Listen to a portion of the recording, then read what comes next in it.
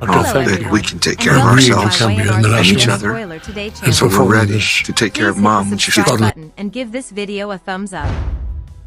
The storm over Genoa City had been building since sunset, but Sharon Newman barely noticed the rain striking the windows of the coffee house as she sat alone at a corner table, surrounded by photographs, handwritten notes, phone records, and He'd probably fragments be of even quicker to information buy that you a had beer. refused to fit together until tonight. For weeks, everyone around her had tried to convince her that she was searching for an explanation that simply did not exist. Nick's tragic fate had been investigated, questioned, discussed, and mourned until there seemed to be nothing left to uncover. The official story was painful but straightforward. Nick had been caught in a chain of circumstances that ended in disaster, and no amount of wishing could change what had happened. Sharon had tried to accept that. She had told Faith that they needed to remember Nick for the life he lived rather than destroy themselves searching for someone to blame. She had even repeated those words to herself late at night when the silence became unbearable. But there had always been something wrong with the story, something small and almost invisible that kept pulling her back. Nick had called her shortly before everything went wrong. His voice had been tense.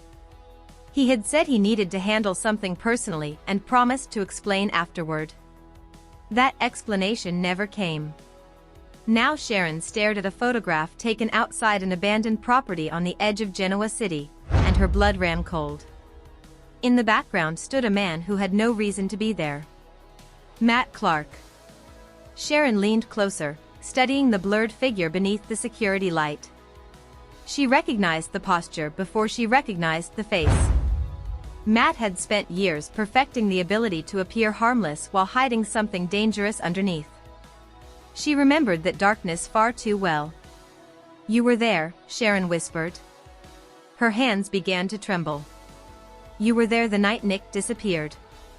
Suddenly, every uncomfortable encounter with Matt since his return felt different. His carefully chosen questions about Nick, his suspicious concern for Sharon, and the way he repeatedly tried to steer conversations away whenever she mentioned Nick's final hours no longer seemed accidental. Sharon pulled another document from the pile. It was a copy of a transaction she had obtained after noticing an unfamiliar company name connected to the property where Nick had last been traced. The corporation looked legitimate until Sharon discovered it had been created only months earlier. The registered representative was another name, but the contact number led to a prepaid phone. That same phone had contacted Nick 3 times during the week before his tragedy. Sharon's heart pounded harder. She remembered Matt casually claiming he had never spoken to Nick after returning to town. That had been a lie. She immediately called Chance Chancellor. When he answered, Sharon didn't waste time. "Chance, I found something. I think Matt lied about Nick." Chance's voice became serious. "Sharon, where are you?" She explained the photograph, the phone records, and the company connected to the abandoned property. Chance warned her not to confront Matt. He told her to remain at the coffee house until he could investigate. Sharon agreed, but the moment the call ended she looked through the rain-covered window and saw Matt standing across the street. He was staring directly at her. A chill moved through Sharon as their eyes met. Matt smiled, but there was nothing friendly about it. Then he turned and walked away. Sharon knew immediately that he had realized she was getting close. Against Chance's warning, Sharon followed him. Matt drove toward the industrial district, eventually stopping near an old warehouse that had been in use for years. Sharon parked several buildings away and approached on foot. She knew following Matt alone was reckless, but grief had become stronger than fear. She needed to know what Nick had discovered and why Matt had been hiding his connection to it. Through a cracked side window, Sharon saw Matt enter a small office and remove a metal box from beneath a cabinet. He opened it and began sorting through papers. Sharon quietly moved closer, but a loose piece of glass cracked beneath her shoe. Matt froze. "You were always too curious, Sharon," he called into the darkness. Her stomach dropped. Seconds later, he appeared in the doorway. "Come inside," Matt said. "You've already come this far." Sharon remained still. What did you do to Nick? The smile disappeared from Matt's face. That's the question you've been dying to ask, isn't it? Sharon stepped into the warehouse, keeping distance between them. Nick found out something about you. That's why you contacted him. Matt slowly closed the office door behind him. Nick always thought he could save everyone. Especially you. Sharon's eyes filled with anger.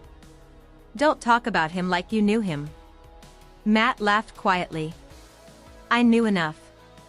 I knew he would come running if he thought someone he loved was in danger. That sentence struck Sharon like a physical blow. She suddenly remembered Nick's final call.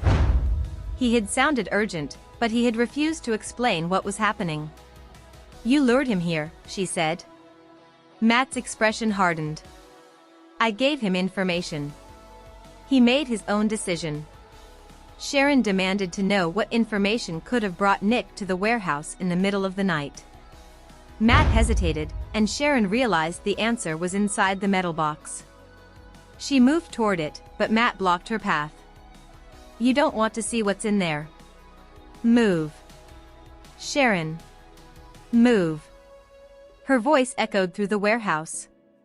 For the first time, Matt seemed unsettled. Sharon pushed past him and opened the box. Inside were photographs of Nick, copies of Newman Enterprises documents, surveillance records, and several photographs of Sharon herself. Some had been taken outside crimson lights. Others showed her entering her home. Sharon stared at them in horror. You were watching us. Matt didn't deny it. Sharon found another envelope marked with a date, the same date Nick vanished. Inside was a handwritten note containing an address and a message claiming Sharon was in immediate danger. Sharon looked up slowly. You told Nick I was here. Matt remained silent. You made him believe you had me. Matt's jaw tightened. I needed him to come alone. Sharon felt sick. Why? Matt walked toward the window, staring into the storm. Because Nick had discovered the financial trail. He realized someone had been moving money through shell companies connected to Newman assets. He started asking questions. Questions that would eventually lead to me. Sharon could barely breathe. So you used me as bait. I needed to scare him, Matt replied. That was all. Sharon shook her head. Nick is gone because of you. Matt turned sharply. I didn't plan that. His sudden anger confirmed more than Sharon expected. Then tell me what happened. Matt remained silent for several seconds before finally speaking. He admitted that Nick arrived believing Sharon was being held inside the warehouse. Nick quickly realized it was a trap, and the two men argued. Nick threatened to expose Matt's scheme and take everything to the police. Matt tried to stop him from leaving. There had been a struggle, but according to Matt, Nick managed to escape. Matt insisted he never intended for Nick to die. Sharon stared at him. Then why did you lie? Matt's answer came quietly. Because I followed him. Sharon's face changed. Where? Matt looked away. To the road near the river. Sharon suddenly remembered the reports describing dangerous conditions that night. Heavy rain had made the road nearly impossible to navigate. You chased him. Matt shook his head. I was trying to get the evidence back. You chased him. Sharon screamed. Matt finally lost his composure. Yes. I followed him. Next week on The Young He had and the documents Restless. that could destroy Starting to scare me everything. A little bit, Nick. Sharon stepped backward, devastated. The mystery that had haunted her was becoming horrifyingly clear. Nick had not simply been in the wrong place at the wrong time. He had been fleeing Matt. Did you force him off the road? Sharon asked. Matt's face went pale. No, look at me and tell me. I never touched his car. Sharon studied him. But you were there when it happened. Matt didn't answer. That silence was enough. Sharon realized Matt had witnessed Nick's final moments and had never told anyone. "You saw what happened." Matt lowered his eyes. His car lost control. Sharon's voice broke. "And you left him?" Matt's breathing became heavier. "I panicked." Sharon stared at him with disgust. "You could have called for help. It happened too fast." "You could have called for help," she shouted. Matt snapped back that he didn't know whether Nick could have been saved. Sharon refused to accept the excuse. Make sure Matt that had is created gone the for trap, good. used her to lure Nick, Tell chased me. him through dangerous weather, Doesn't watched mean the what I crash, and then protected himself instead of helping. Even if Matt had never physically caused the collision, Sharon knew his actions had set the tragedy in motion. Matt suddenly noticed Sharon's phone partially visible inside her coat pocket. His expression changed. "Who did you call before coming here?" Sharon didn't answer. Matt stepped toward her. "Give me your phone." Sharon backed away. No, Matt moved faster, but Sharon grabbed the metal box and threw it toward him. Papers scattered across the floor, giving her enough time to run toward the warehouse entrance. Matt followed. Sharon reached the door just as headlights flooded the building through the broken windows. A vehicle stopped outside. Chance entered with 2 officers. "Matt. Don't move." Matt froze. Sharon rushed toward Chance as the officers moved past her. Matt tried to insist Sharon misunderstood everything, but Chance immediately noticed the evidence scattered across the floor. "You can explain it downtown," Chance said. Matt looked directly at Sharon while an officer restrained him. "You think this gives you closure?" Sharon's eyes filled with tears. "No. Nothing gives me Nick back." Matt smiled bitterly. "Then you still don't understand." Sharon stopped. Something about his tone frightened her. "Understand what?" Matt glanced toward the metal box. "Nick didn't just discover me." Chance ordered Matt to stop talking until he had legal counsel, but Sharon couldn't ignore the statement. "What are you saying?" Matt stared at her. "There were other people involved." Sharon's heart dropped. "Who?" Matt refused to answer. Chance escorted him outside while Sharon stood motionless among the scattered documents. Minutes later, Sharon noticed one photograph lying beneath a desk. She picked it up. It showed Nick meeting someone outside a private club several days before his disappearance. The person's face was partly hidden, but Sharon recognized the expensive coat and distinctive watch. Her eyes widened. This was no random meeting. Nick had been investigating something much larger than Matt. Chance returned and saw the photograph in Sharon's hand. "What is it?" Sharon handed it to him. Matt was telling the truth about one thing. Nick discovered more than we knew.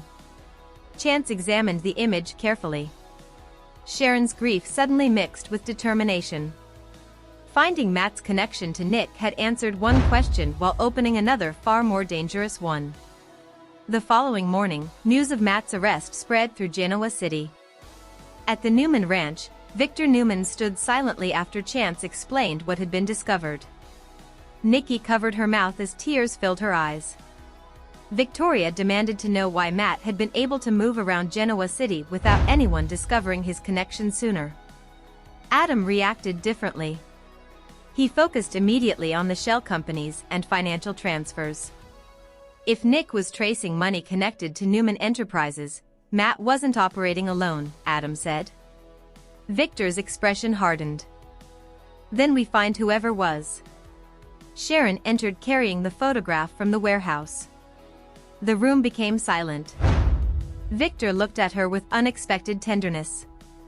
Sharon placed the photograph on the table. "Nick knew he was in danger," she said. "He kept investigating anyway because he thought he was protecting this family." Nikki began crying. Sharon struggled to continue. "Matt used me to get Nick to that warehouse. Nick believed I needed him." Victor's eyes filled with rage. That man will pay for what he did to my son. Sharon shook her head. Matt is responsible, but this isn't finished. Someone else was involved. Adam picked up the photograph. Who is this? Sharon replied, I don't know yet. Later, Sharon returned to Crimson Lights alone. She stood behind the counter where Nick had surprised her countless times over the years. Memories came without warning. Nick laughing with Faith, Nick arguing with her, Nick forgiving her, Nick protecting her even when she insisted she didn't need protection. For weeks, Sharon had imagined that discovering the truth would make the grief easier. Instead, it made Nick's absence more real. She whispered, "You thought you were saving me." Tears rolled down her face. And I wasn't even there.